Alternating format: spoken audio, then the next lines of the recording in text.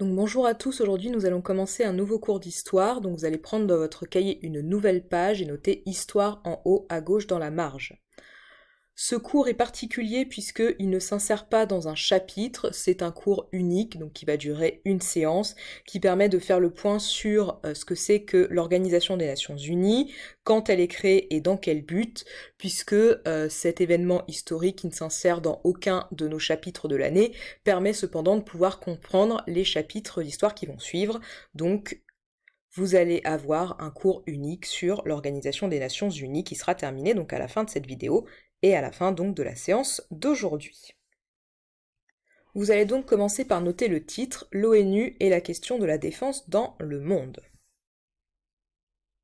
À la suite, vous allez donc noter l'introduction suivante pour le chapitre. Au lendemain de la Première Guerre mondiale, on avait évoqué donc dans le premier chapitre de l'année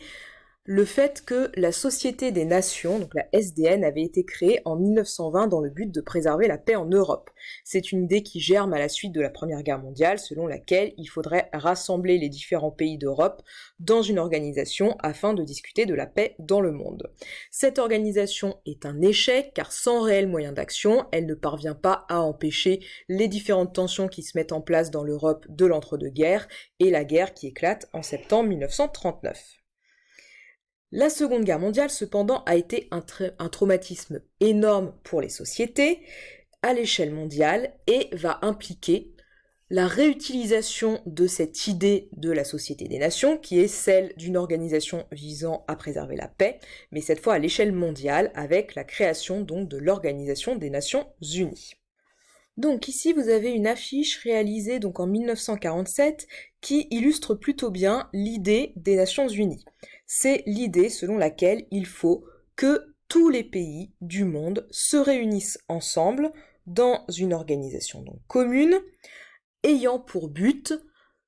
de permettre de faire germer l'idée de la paix dans le monde. C'est pour ça qu'ici vous avez donc la représentation d'un arbre qui est en train d'être planté avec donc des feuilles qui représentent les différents drapeaux de différents pays du monde. C'est donc cette idée, l'idée de l'Organisation des Nations Unies, qui est l'idée donc selon laquelle il faut que tous les pays soient capables de se réunir ensemble dans une organisation pour être capables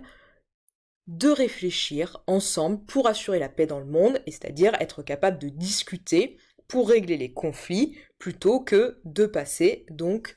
par la guerre, etc. L'Organisation des Nations Unies, ou ONU, est fondée le 26 juin 1945 par la Charte de San Francisco, qui a pour but donc de maintenir et de consolider la paix internationale. Les 193 États membres, donc les 193 États qui ont signé la charte de San Francisco qui officie la création de l'ONU, soit quasiment l'intégralité des pays du monde à quelques exceptions près, se sont donc engagés à renoncer à l'usage de la force pour régler les conflits éventuels dans le monde et à passer par des solutions donc davantage de discussion, de diplomatie, etc.,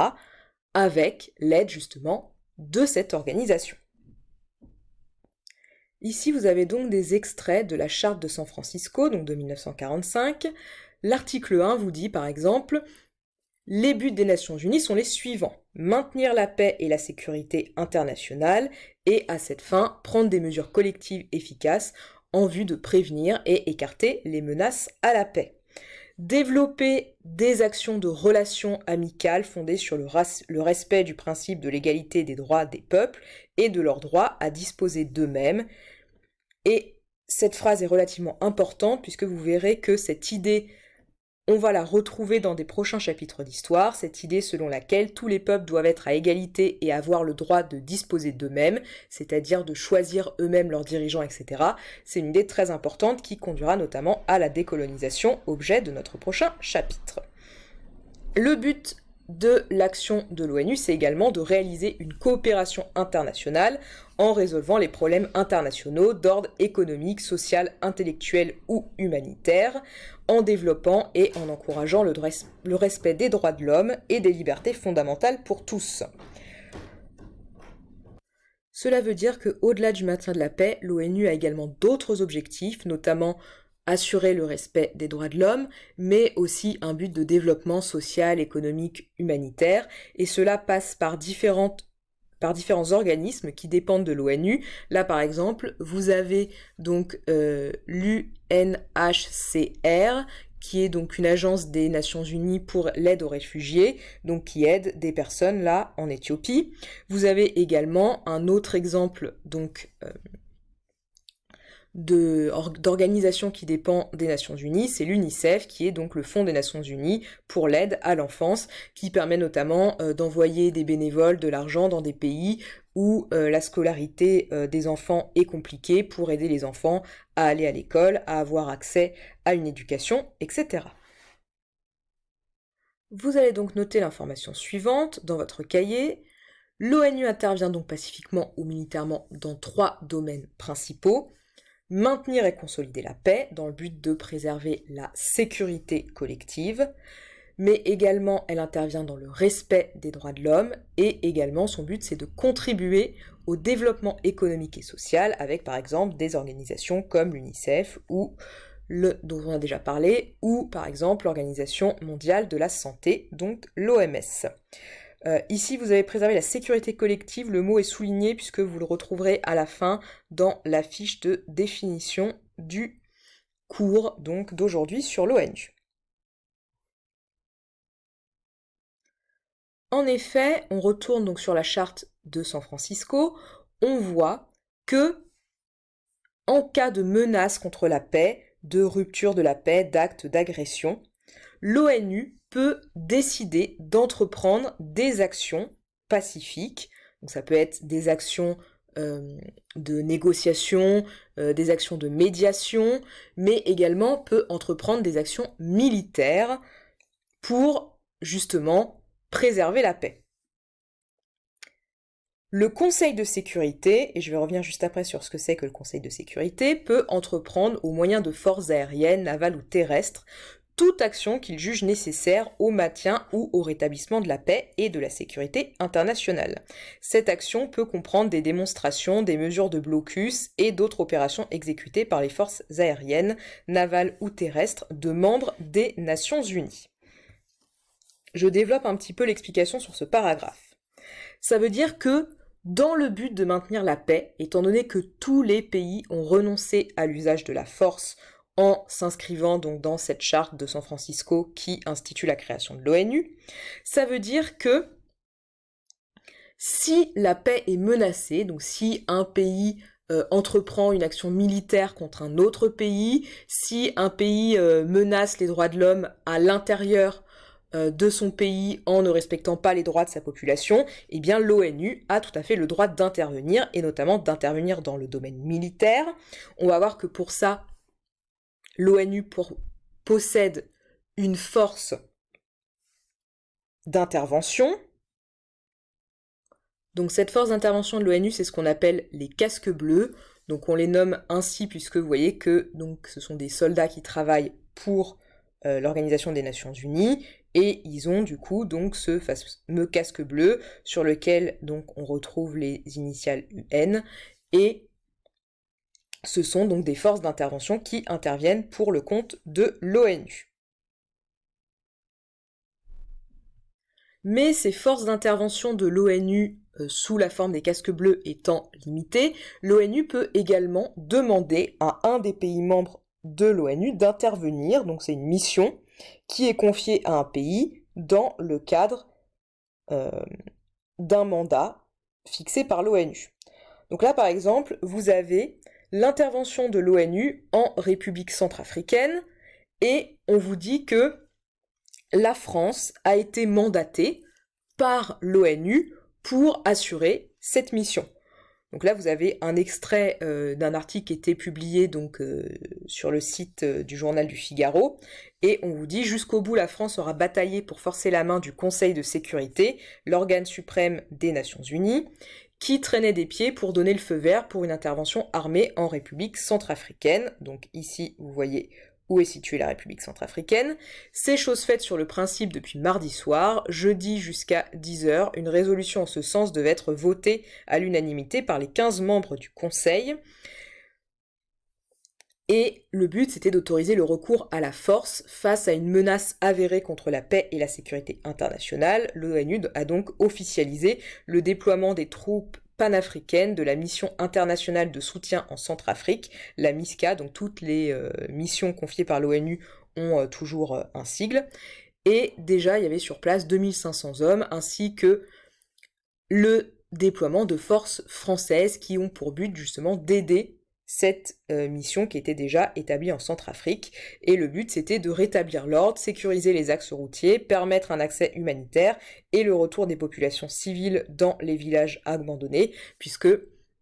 il y avait une situation donc de guerre en Centrafrique et l'ONU est intervenue avec donc des forces mandatées par l'ONU, mais également le concours de la France avec l'autorisation de l'ONU pour régler les problèmes qu'il y avait en Centrafrique. Ça nous amène donc à expliquer ce que c'est que ce Conseil de sécurité de l'ONU qui peut décider de l'envoi de forces armées et qui compose donc ce Conseil de sécurité.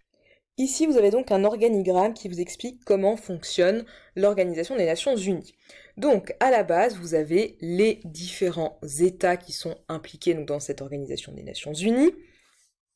Ils vont donc se réunir une fois par an dans une assemblée générale où chaque État dispose d'une voix. Et pendant cette session donc générale qui a lieu une fois par an,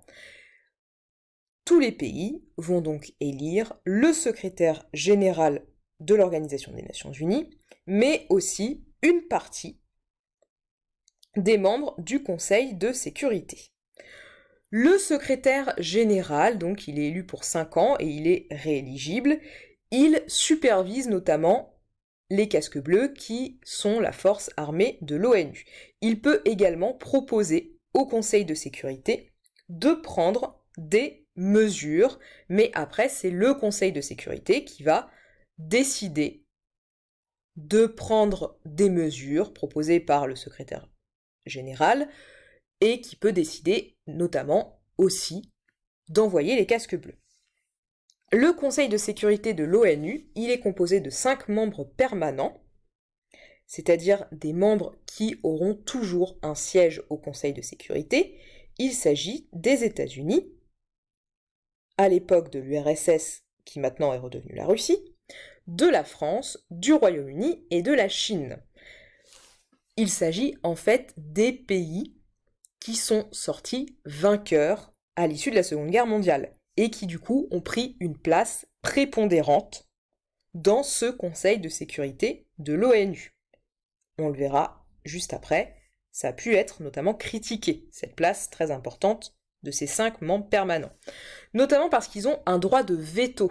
c'est-à-dire qu'ils peuvent s'opposer fermement à une décision. Ça veut dire que si un des 5 pays ici met son droit de veto sur une décision, la décision ne peut pas être prise. Vous comprenez bien donc qu'un des problèmes qui a pu se poser pendant longtemps, c'est que les États-Unis et l'URSS pendant la guerre froide, étant tous deux membres du Conseil de sécurité de l'ONU, eh bien, chaque fois qu'il y en avait un qui proposait quelque chose, l'autre mettait son droit de veto et ça a bloqué pas mal de décisions qui ont fait que, pendant longtemps, l'ONU, c'était une organisation qui était assez limitée sur certaines décisions, notamment à cause de ce contexte international de guerre froide. Vous avez en plus donc des membres non permanents. Au début c'était 6, maintenant c'est passé à 10. Donc vous avez 15 membres du Conseil de sécurité, dont 10 membres non permanents qui sont élus pour 2 ans, mais qui eux ne possèdent pas de droit de veto. Donc une des critiques qui a pu être faite, notamment pendant longtemps aussi, c'était de dire que c'était injuste que certains membres aient plus de pouvoir que d'autres, et c'est notamment une critique qui revient assez régulièrement concernant l'ONU, donc cette organisation peut voir qu'elle met des choses en place, mais elle n'est tout de même pas parfaite. Vous allez donc pour terminer noter la chose suivante, le Conseil de sécurité a donc un rôle prépondérant, très important au sein de l'ONU, notamment les 5 États membres permanents qui ont donc ce droit de veto, et le Conseil de sécurité, il peut adopter des résolutions, donc c'est parfait. Par exemple, faire intervenir les casques bleus, mais aussi faire un embargo, donc un blocage économique en décidant par exemple qu'on ne fait pas d'échange économique avec tel pays pour avoir un moyen de pression sur ce pays qui ne respecte pas les règles. Donc vous avez en dessous les définitions qui apparaissent pour permettre de comprendre certains points essentiels du cours.